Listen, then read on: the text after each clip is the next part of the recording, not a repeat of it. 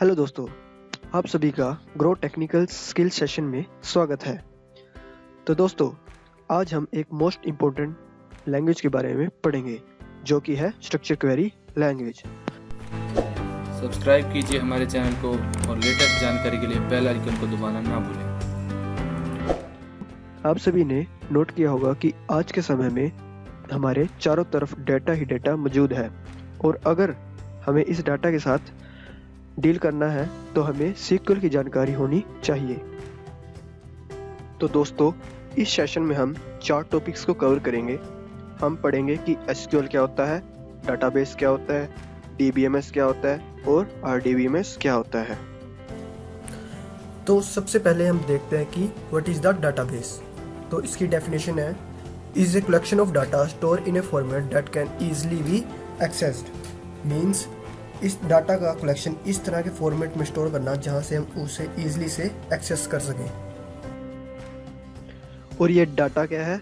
जब आप किसी भी इंटीजर से डील करते हैं या फिर किसी भी बुलियन से, नंबर से या किसी भी कैरेक्टर से डील करते हैं तो ये सब क्या है? ये सब डाटा ही है। तो जब आपके पास इतना ज़्यादा डाटा मौजूद है तो आपको इस डाटा को कहीं ना कहीं स्टोर करना पड़ेगा। तो इसके लिए हमें एक डाटाबेस की ज़रूरत होती है जिसकी हेल्प से हम इस डाटा को अच्छी तरह से स्टोर और मैनेज कर सकते हैं। चलिए एक एग्जांपल से समझते हैं। मान लीजिए एक कंपनी है, उस कंपनी में बहुत सारे एम्प्लॉयज़ भी होंगे, बहुत सारे डिपार्टमेंट्स भी होंगे, जैसे एचआर डिपार्टमेंट हो गया, सेल्स डिपार्टमेंट हो गया, सेफ्टी डिपार्टमेंट हो गया, सैलरी डिपार्टमेंट हो गया। तो इन सभी एम्प्लॉयज़ और डिपार्टमेंट की इंफॉर्मेशन हम किसी एक नोटबुक में स्टोर तो नहीं कर सकते, और अगर कर भी ली तो उस नोटबुक की 1 या 2 साल में हालत कैसी हो जाएगी वो हम सभी अच्छी तरह से जानते हैं।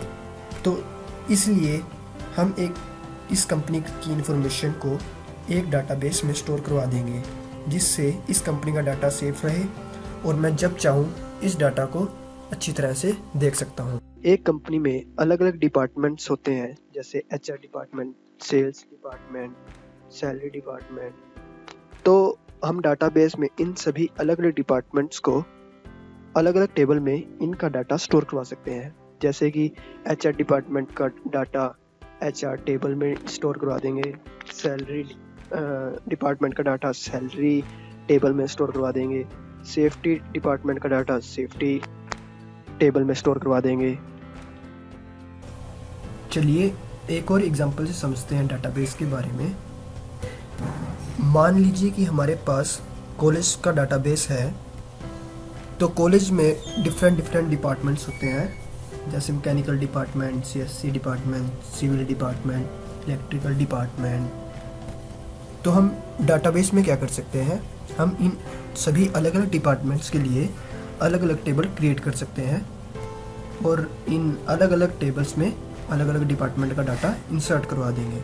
जैसे कि मैकेनिकल इंजीनियर से रिलेटेड जो भी डाटा होगा वो अलग से टेबल क्रिएट करेंगे, मैकेनिकल इंजीनियर्स टेबल, और उसमें ओनली मैकेनिकल इंजीनियर का डाटा इंसर्ट करवा देंगे।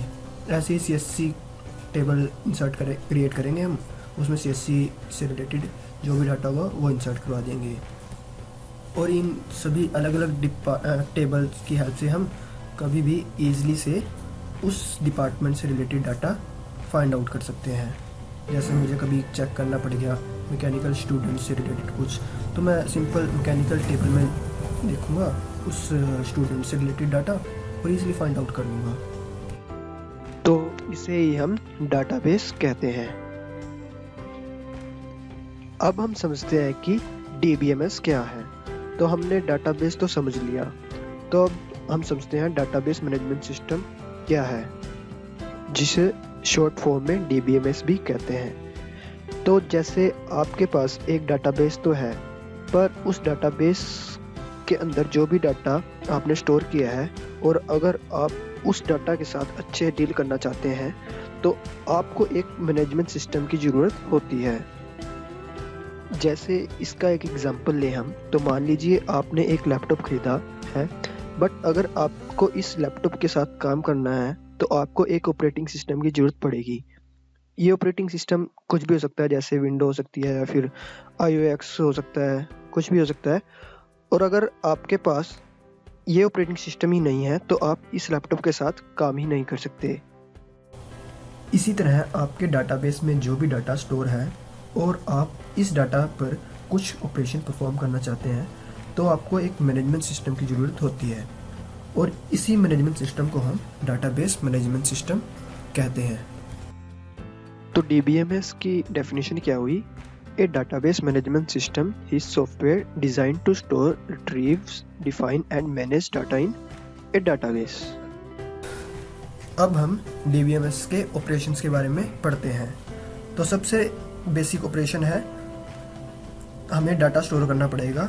तो हम ये डाटा फाइल्स के थ्रू भी स्टोर कर सकते हैं डाटाबेस में। जैसे हमने कोई नया डाटा स्टोर करना है डाटाबेस में, तो हम वो फाइल्स की हेल्प से वो नया डाटा स्टोर कर सकते हैं और इस नए डाटा के लिए हम नया टेबल क्रिएट करेंगे, उसमें ये डाटा स्टोर कर देंगे। सेकंड पॉइंट है इंसर्ट डाटा। तो इसमें हम क्या करेंगे? मान लीजिए कि हमने एक टेबल क्रिएट किया जिसमें हम ये डाटा स्टोर करवा रहे हैं कि एक क्लास में कितने बच्चों ने एडमिशन ले लिया है। तो जैसे 50 बच्चों ने एडमिशन ले लिया था, कुछ दिनों बाद 10 बच्चे नए आए तो हम उनका डाटा टेबल में इंसर्ट डाटा के थ्रू कर देंगे। तो ये हो गया कि इंसर्ट डाटा क्या है। थर्ड वन है रिट्रीविंग डाटा।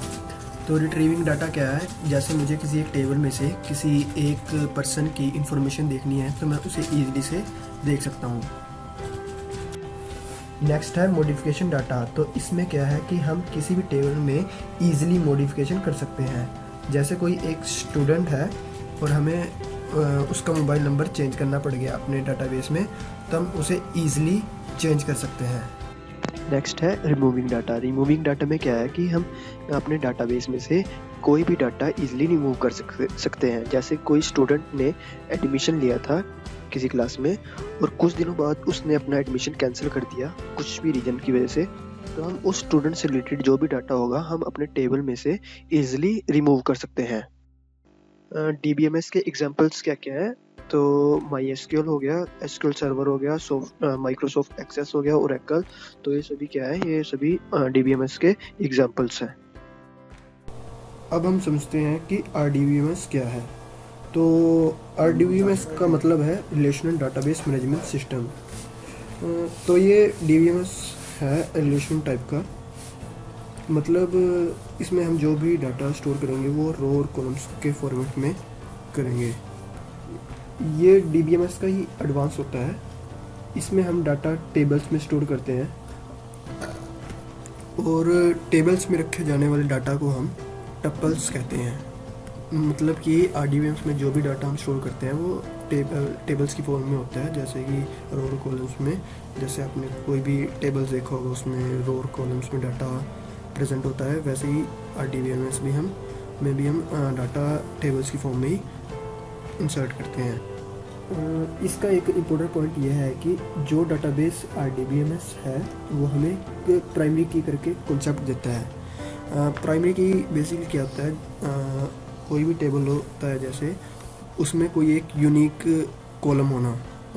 जैसे कि मैं आपको एक एग्जांपल के तौर पर बताता हूँ। जैसे कि इसमें एम्प्लॉयज़, मेरे पास दो टेबल हैं, एम्प्लॉय और डिपार्टमेंट। तो एम्प्लॉय टेबल में जैसे आईडी कॉलम है, तो ये आईडी में क्या है कि यूनिक वैल्यू इंसर्ट होंगी, जैसे first one, second, third, fourth, fifth, six, seven. तो ये यूनिक होंगी इसमें। इस रिकॉर्ड की यूनिक रिकॉर्ड, जैसे इसका वन आईडी आया तो ये यूनिक आइडेंटिफायर है। ऐसे ही डिपार्टमेंट टेबल में जो आईडी नाम का कॉलम है यूनिक है।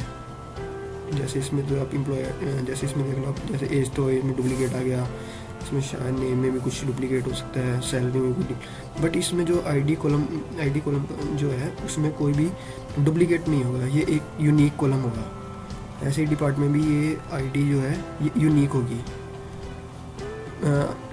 कुछ वीडियो बाद मैं एक बताऊंगा कि आपको प्राइमरी की और फॉरेन की का फुल कॉन्सेप्ट क्या होता है। फिलहाल हम RDBMS की डेफिनेशन पढ़ लेते हैं। तो a DBMS based on relational model is called relational database management system. Means जो RDBMS रिलेशनल मॉडल पर बेस्ड होता है उसे हम RDBMS कहते हैं। और RDBMS is use relational structure to store data. ये रिलेशनल स्ट्रक्चर यूज करता है डाटा स्टोर करने में। A relation is called a table, और ये रिलेशन टेबल्स कहलाता है, और टेबल्स में डाटा रो और कॉलम्स की फॉर्म में प्रेजेंट होता है। तो ये होता है RDBMS। तो अभी तक हमने डाटाबेस, DBMS और RDBMS के बारे में पढ़ लिया है। अब हम पढ़ते हैं SQL के बारे में। तो SQL की फुल फॉर्म है स्ट्रक्चर क्वेरी लैंग्वेज। तो हम इसका यूज़ तब करते हैं जब हमें डाटाबेस मैनेजमेंट सिस्टम में डाटा को क्रिएट करना हो, स्टोर करना हो या फिर मॉडिफाई करना हो उस डाटा को, तो हम SQL की हेल्प से ये सब कर सकते हैं। तो SQL की डेफिनेशन पढ़ लेते हैं पहले। SQL stand for structure query language. SQL is use to communicate with database. तो हम SQL का यूज़ डाटाबेस के साथ कम्युनिकेट करने के लिए करते हैं। Can do much more than just a way.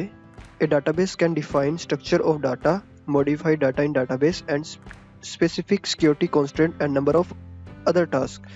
तो हम SQL की हेल्प से अपने डाटाबेस में अगर हमें अपने डाटाबेस में कुछ भी क्रिएट करना हो, मॉडिफाई करना हो या कुछ डिलीट करना हो, तो उसमें हम अपनी SQL का यूज़ करते हैं। और जैसे मुझे अपने डाटाबेस में कोई भी टेबल क्रिएट करना है तो मैं उसके लिए भी SQL का यूज़ करके वो टेबल क्रिएट कर सकता हूँ। और ऐसे ही जैसे मुझे कोई अपने डाटाबेस में कोई टेबल ड्रॉप करना हो तो मैं उस टेबल को ड्रॉप कर सकता हूँ। किसी एक टेबल में मुझे कुछ चेंज करना है, मॉडिफाई करना है, तो वो कर सकता हूँ SQL का यूज़ करके। तो ये हुआ कि स्ट्रक्चर क्वेरी लैंग्वेज क्या होता है। तो हमने इस वीडियो में कवर कर दिया है कि डाटाबेस क्या होता है, DBMS क्या होता है, RDBMS क्या होता है और SQL क्या होता है। तो दोस्तों नेक्स्ट वीडियो में हम SQL के बारे में और डिटेल में पढ़ेंगे। तो फुल वीडियो देखने के लिए धन्यवाद। वंदे मातरम।